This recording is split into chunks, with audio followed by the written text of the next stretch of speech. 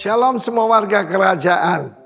Tuhan itu punya hobi yang saya ulang-ulang sampaikan kepada Anda. Pertama, dia hobi menurunkan orang yang angkuh dari kedudukan yang tinggi.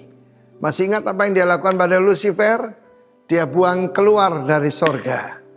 Tetapi Tuhan punya hobi yang mengangkat orang dari dalam debu, dari dalam lumpur, dan didudukan bersama dengan para bangsawan bangsanya.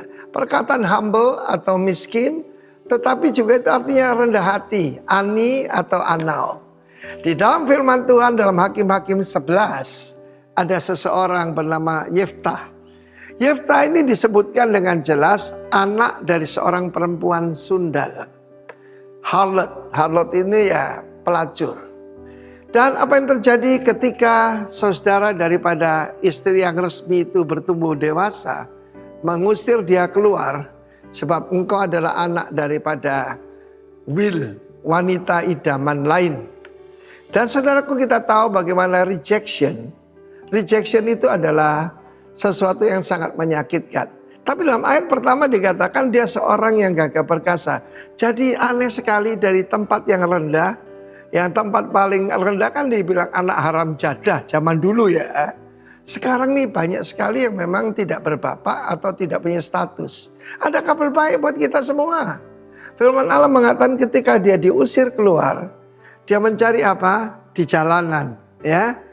Kita masih ingat American Mike Tyson. Dia berkata, Tyson is not my father. Dan ibunya juga tidak tahu siapa yang menghamili dia. Tetapi karena itu dia pergi ke jalanan dan menjadi seorang fighter. Di sana dia bergaul dengan orang-orang yang salah, dengan petualang-petualang. Hati-hati dengan pergaulan kita. Masa lalu kita nggak bisa rubah. Tetapi masa kini dan masa depan kita yang tentukan sendiri. Kita tahu akibat bergaul dengan orang-orang ini, dia punya satu yaitu kebiasaan yang buruk, yaitu terlalu gampang janji. Kita tahu bagaimana Tuhan mengurapi dia. Ketika dalam krisis secara nasional, ketika Israel diserang oleh bangsa Amon, para penatua datang, tolonglah Yeftah, jadilah kapten atas kami. Jadilah pemimpin, jadilah komandan atas kami. Loh, kamu ngusir aku. Sekarang biasa saudara, ada tiba waktunya kita dibutuhkan. Tenang saja.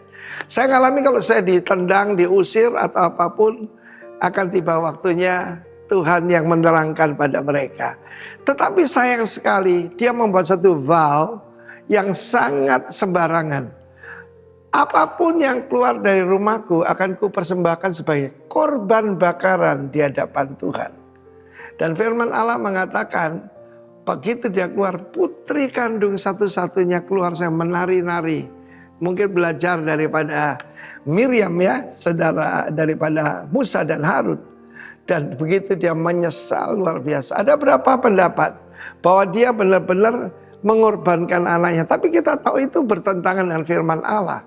Karena ayat selanjutnya mengatakan putri daripada Yeftah tidak pernah menikah lagi seumur hidupnya. Dia menangisi keperawanannya. Jadi dia tidak pernah menikah.